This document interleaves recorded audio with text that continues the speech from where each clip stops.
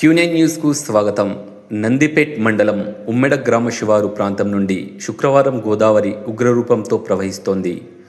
గత భారత రాష్ట్ర సమితి ప్రభుత్వ హయాంలో నూతనంగా నిర్మించిన బ్రిడ్జి అడుగు భాగానికి వరద నీళ్లు తాకుతూ పెద్ద శబ్దంతో ప్రవహిస్తుంది.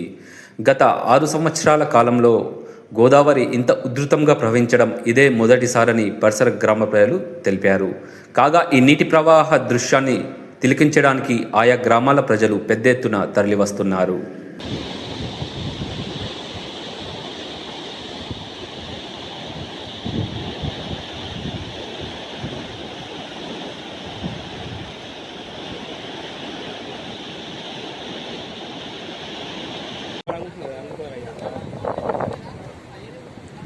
సపోర్ట్ కదా. ఎప్పటికప్పుడు వార్తలను వీక్షించేందుకు Q9 న్యూస్ ని సబ్స్క్రైబ్ చేసుకోండి, లైక్ చేయండి, షేర్ చేయండి. విలువైన సమాచారాన్ని ముందుగా మీరే తెలుసుకునేందుకు బెల్ బటన్ ని క్లిక్ చేయండి.